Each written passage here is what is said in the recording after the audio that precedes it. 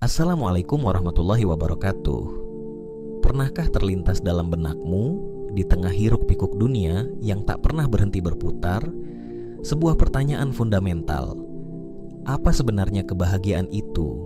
Dan mungkinkah ia menjadi sahabat setia yang menemani kita bukan hanya sesekali, tapi setiap hari?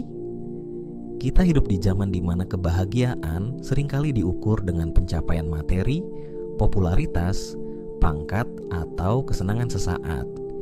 Kita berlomba-lomba mengejarnya, terkadang hingga lupa arah, dan tak jarang justru menemukan kehampaan di ujung pencarian. Namun, tahukah kamu? Ada sebuah rahasia, sebuah kunci kuno yang telah diwariskan melalui kalam ilahi dan teladan para kekasihnya, yang mampu membuka pintu menuju kebahagiaan sejati, kebahagiaan yang tak lekang oleh waktu, tak goyah oleh badai kehidupan. Ini bukan tentang formula ajaib atau jalan pintas. Ini tentang sebuah perjalanan ke dalam diri, menelusuri taman-taman hikmah yang telah Allah sediakan. Hari ini, kita akan bersama-sama mengungkap beberapa rahasia sejati ini. Kita akan belajar dari kisah-kisah agung para sahabat Nabi, menggali mutiara dari Al-Quran dan Hadits, untuk menemukan bagaimana caranya agar kebahagiaan itu bukan lagi tamu yang datang dan pergi, melainkan menjadi teman setia yang selalu menemani setiap langkah kita. Siapkan hatimu, karena kita akan menyelami makna sa'adah, kebahagiaan hakiki dalam Islam, yang puncaknya adalah keridaan ilahi.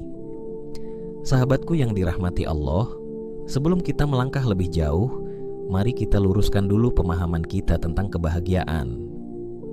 Dalam Islam, kebahagiaan tertinggi atau as-sa'adah al-uzma adalah meraih surganya. Namun, Allah juga tidak melarang kita untuk merasakan kebahagiaan di dunia ini, sa'adah fid dunya. Kebahagiaan duniawi yang sejati bukanlah yang bersandar pada hal-hal fana, melainkan yang berakar pada ketenangan jiwa, nafsul mutmainnah, kedekatan dengan Sang Pencipta, dan kebermanfaatan bagi sesama. Rasulullah SAW mengajarkan kita sebuah doa yang sangat indah, yang merangkum esensi kebahagiaan dunia dan akhirat. Rabbana atina fid dunya hasanah wa fil akhirati hasanah wa qina adzabannar, yang artinya, ya Tuhan kami, berilah kami kebaikan di dunia dan kebaikan di akhirat, dan peliharalah kami dari siksa neraka. QS 1 Al-Baqarah 201. Kebaikan di dunia ini mencakup banyak hal: kesehatan, rezeki yang halal, keluarga yang harmonis, ilmu yang bermanfaat, dan tentu saja hati yang lapang dan bahagia. Rahasia untuk meraihnya tidak terletak di luar diri kita, melainkan tersembunyi di dalam, menunggu untuk kita gali dan kita aktifkan. Mari kita mulai dengan rahasia pertama. Rahasia pertama yaitu rasa syukur yang mendalam. Rahasia pertama, dan mungkin yang paling fundamental, adalah syukur. Bukan sekadar ucapan alhamdulillah di bibir, tapi sebuah kesadaran mendalam di hati, yang termanifestasi dalam perbuatan atas setiap nikmat Allah, sekecil apapun itu. Syukur adalah lensa yang mengubah cara kita memandang dunia. Dengan syukur, kekurangan terasa cukup dan kecukupan terasa melimpah. Allah Ta'ala berjanji dalam Al-Quran surah Ibrahim ayat 7, wa idz ta'adzana rabbukum la in syakartum la azidannakum wa la in kafartum inna adzabi lasyadid.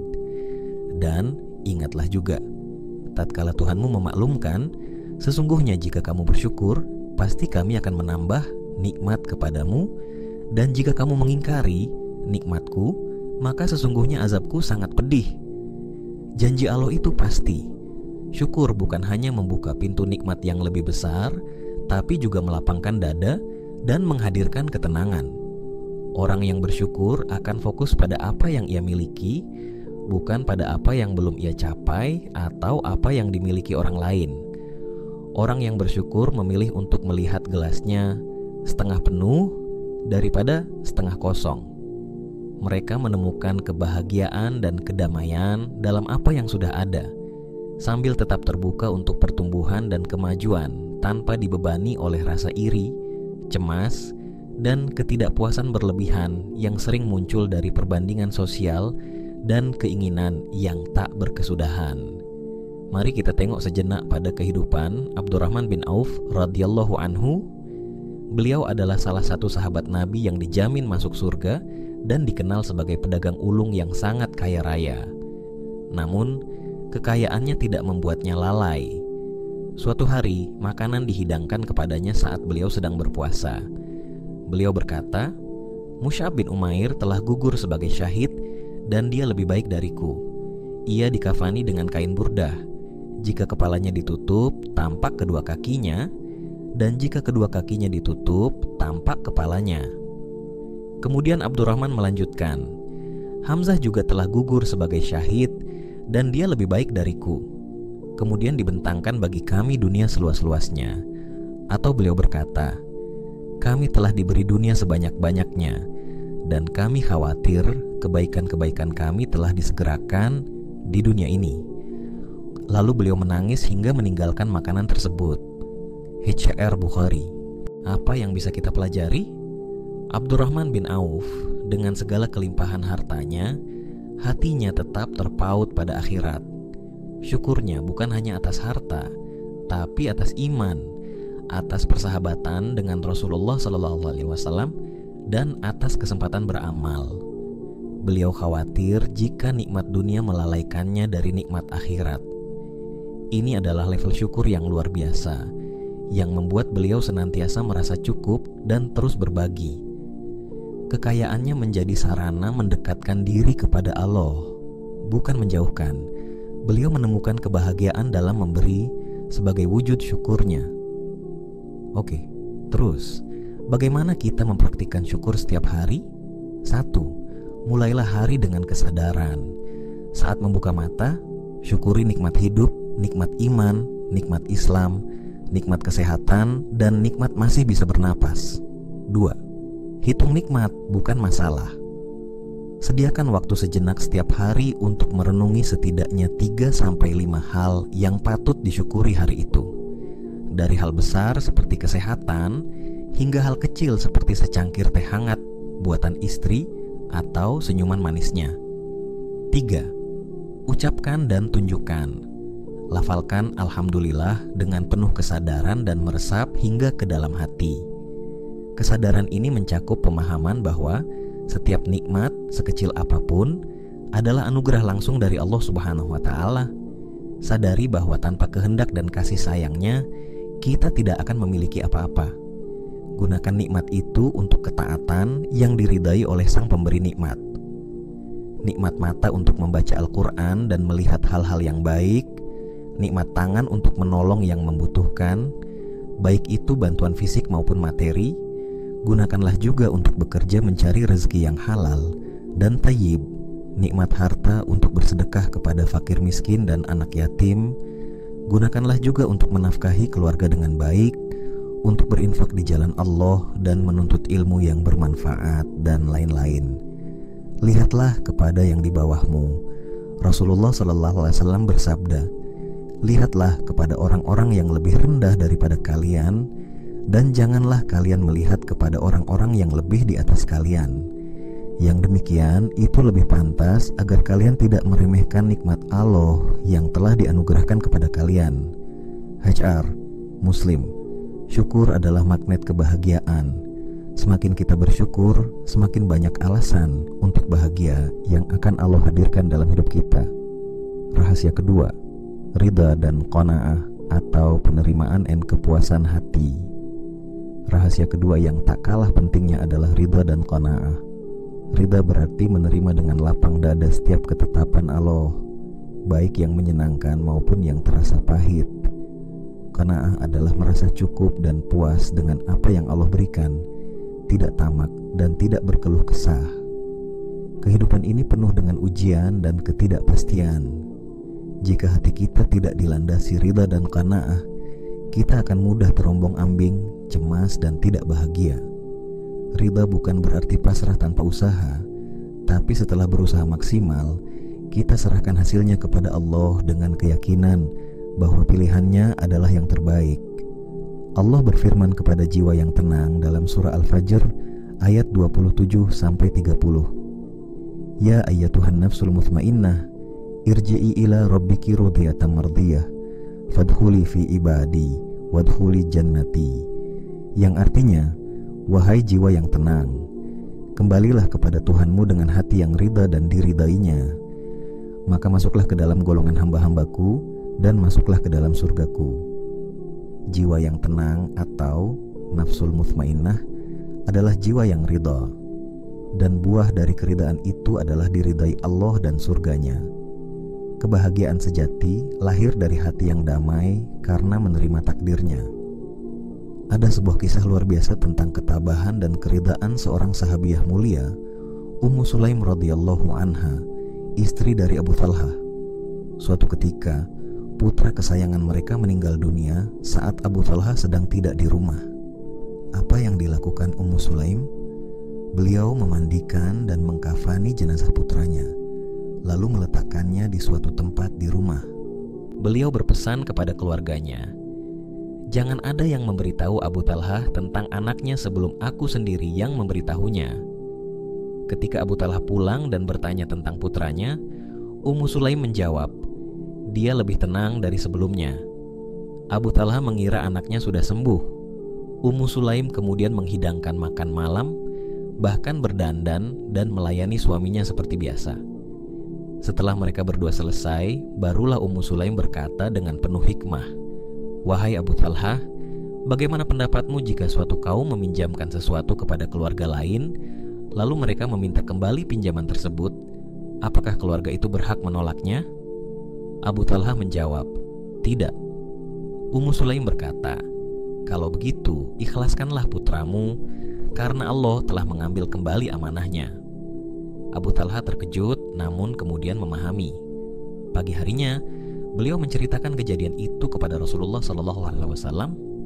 Rasulullah SAW mendoakan keberkahan bagi malam mereka, dan dari hubungan malam itu lahirlah Abdullah bin Abi Talhah yang kemudian memiliki banyak keturunan penghafal Al-Quran.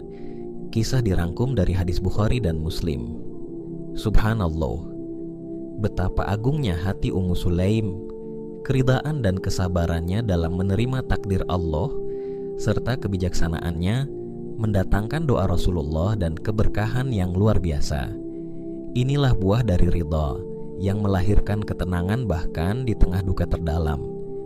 Bagaimana menumbuhkan ridha dan qanaah? 1. Kenali Allah. Semakin kita mengenal sifat-sifat Allah, Maha bijaksana, Maha pengasih, Maha mengetahui, semakin mudah kita menerima ketetapannya. 2. Husnudzon billah. Selalu berbaik sangka kepada Allah.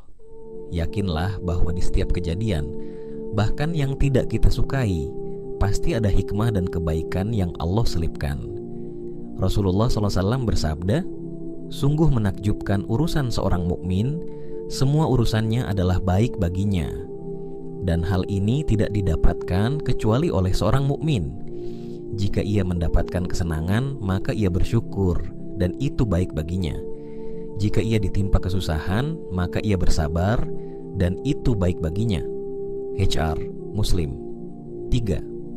Fokus pada proses, bukan hasil. Lakukan yang terbaik, lalu serahkan hasilnya pada Allah. Kepuasan bukan hanya dari tercapainya target, tapi dari kesungguhan dalam berusaha. 4. Sederhanakan hidup. Qanaah seringkali lahir dari kesederhanaan. Hindari gaya hidup konsumtif dan membanding-bandingkan diri dengan orang lain. Renungkanlah hadis ini yang artinya, kekayaan bukanlah dengan banyaknya harta benda, akan tetapi kekayaan yang hakiki adalah kekayaan jiwa, hati yang selalu merasa cukup. HR Bukhari dan Muslim. Dengan ridha dan qanaah, hati akan terasa lapang, bebas dari iri dengki, dan dipenuhi kedamaian. Inilah salah satu fondasi kebahagiaan yang kokoh. Rahasia ketiga yaitu iman yang produktif dan memberi manfaat. Rahasia ketiga adalah memiliki iman yang produktif dan memberi manfaat. Iman bukan hanya keyakinan pasif di dalam hati. Iman harus dibuktikan, dan iman seseorang baru akan terlihat jika dia sudah punya tanda berikut, yaitu ketenangan, konsistensi dalam kebaikan, akhlak mulia, cinta kebaikan dan benci kemungkaran, serta kepasrahan and optimisme. Kebahagiaan seringkali ditemukan bukan saat kita fokus pada diri sendiri, tapi saat kita menjadi saluran kebaikan bagi orang lain. Ada kepuasan batin yang luar biasa saat kita bisa meringankan beban seseorang, membawa senyum di wajahnya, atau berkontribusi positif bagi lingkungan dan masyarakat. Ini sejalan dengan tujuan penciptaan kita. Allah berfirman dalam surah Az-Zariyat ayat 56, "Wa ma khalaqtul jinna wal insa illa liya'budun." Dan aku tidak menciptakan jin dan manusia melainkan supaya mereka mengabdi kepadaku. Mengabdi, liya'budun, memiliki makna yang luas, mencakup semua amal syalih, baik yang bersifat ritual, salat puasa, maupun sosial, menolong, berbuat adil, menjaga amanah.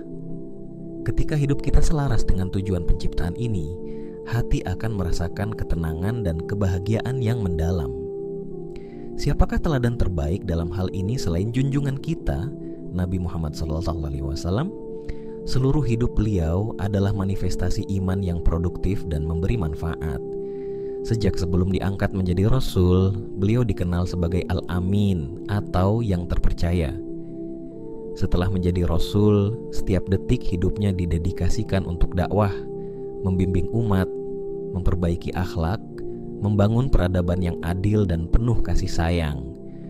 Beliau tidak pernah lelah melayani umat, dari mengimami salat, mengajarkan ilmu, menyelesaikan perselisihan, hingga menjenguk yang sakit dan menghibur yang berduka. Bahkan dalam urusan rumah tangga, beliau membantu pekerjaan istri-istrinya.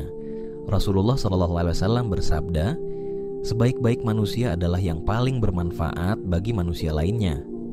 HR Ahmad At-Tabrani Ad-Daruqutni. Kebahagiaan beliau terpancar dari kesibukannya dalam ketaatan dan pelayanan. Beliau menemukan sukacita dalam melihat umatnya tercerahkan, dalam melihat keadilan tegak, dan dalam merasakan kedekatan dengan Allah melalui amal-amal tersebut. Kelelahan fisik tidak pernah memadamkan cahaya kebahagiaan di wajah dan hati beliau karena semua itu dilakukan lillahi ta'ala. Bagaimana menjadikan iman kita produktif dan bermanfaat? 1. Niatkan. Semua aktivitas sebagai ibadah.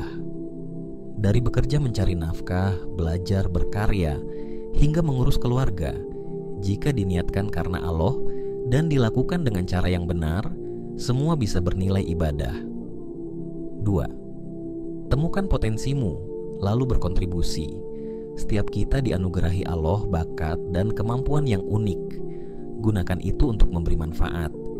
Bisa dengan ilmu, tenaga, harta, waktu, atau bahkan sekadar senyuman tulus dan doa. 3. Jangan remehkan kebaikan kecil. Menyingkirkan duri dari jalan, memberi makan kucing yang kelaparan, tersenyum kepada saudara, semuanya adalah kebaikan yang dicatat dan bisa mendatangkan kebahagiaan. 4. Terus belajar dan tingkatkan kualitas diri. Iman yang produktif butuh ilmu. Teruslah belajar agama dan keterampilan lain yang bisa meningkatkan kualitas ibadah dan kontribusimu. 5. Jaga hubungan dengan Allah atau zikrullah. Mengingat Allah akan menjaga hati tetap terhubung dengan sumber energi dan motivasi sejati. Hati yang selalu berzikir akan memancarkan ketenangan dan semangat untuk berbuat baik. Ingatlah, hanya dengan mengingat Allah lah hati menjadi tentram. QS Ar-Rad 28. Ketika kita sibuk dalam kebaikan dan memberi manfaat, seringkali kita lupa akan masalah-masalah kecil yang membuat kita sedih. Kebahagiaan akan datang sebagai efek samping dari hidup yang penuh makna dan kebermanfaatan. Kedekatan dengan Sang Kholik adalah sumber kebahagiaan. Sahabat jiwa, kita telah menjelajahi 3 rahasia besar. Syukur yang melipat gandakan nikmat dan melapangkan hati. Ridha dan qanaah yang menghadirkan kedamaian abadi di tengah gelombang kehidupan. Serta iman yang produktif dan memberi manfaat yang mengisi hari-hari kita dengan makna dan tujuan. Ketiga rahasia ini, jika kita amalkan dengan sungguh-sungguh, insya Allah akan menjadi pilar-pilar kokoh yang menopang bangunan kebahagiaan kita setiap hari. Namun, semua ini bermuara pada satu hal, sebuah rahasia tertinggi, yaitu kedekatan dengan Allah, sang sumber segala kebahagiaan. Dialah As-Salam atau yang maha memberi kesejahteraan, Al-Wadud atau yang maha mengasihi, Al-Ghani atau yang maha kaya dan mencukupi. Bagaimana mungkin kita mencari kebahagiaan di tempat lain jika sumbernya ada begitu dekat dengan kita? Syukur, ridha, qanaah, iman yang produktif, semua itu adalah jalan untuk mendekatkan diri kita kepadanya. Semakin kita dekat dengan Allah, semakin hati kita dipenuhi cahaya, ketenangan, dan kebahagiaan sejati yang tidak bisa dibeli dengan apapun. Kebahagiaan ini bukan berarti tanpa ujian, tapi kemampuan untuk tetap merasa damai dan optimis bahkan di tengah ujian, karena kita tahu Allah bersama kita. Ingatlah selalu doa sapu jagat yang kita lantunkan, Rabbana atina fid dunya hasanah wa fil akhirati hasanah. Kebahagiaan di dunia, hasanah fid dunya, adalah sarana untuk meraih kebahagiaan hakiki di akhirat, hasanah fil akhirah. Keduanya saling terkait dan bersumber dari keridaan Allah. Jadi sahabat, rahasia kebahagiaan sejati sudah ada di tangan kita. Bukan teori yang rumit, tapi prinsip-prinsip sederhana yang diajarkan agama kita yang mulia. Mulailah dari hal kecil. Pilih satu dari rahasia ini yang paling ingin kamu fokuskan pekan ini. Mungkin mulai dengan jurnal syukur, atau belajar lebih ikhlas menerima keadaan, atau mencari satu kebaikan kecil untuk dilakukan setiap hari. Perjalanan menuju kebahagiaan adalah maraton, bukan sprint. Nikmati setiap prosesnya dan jangan pernah berhenti berharap pada rahmat Allah. Terima kasih telah menemani perjalanan kita hari ini.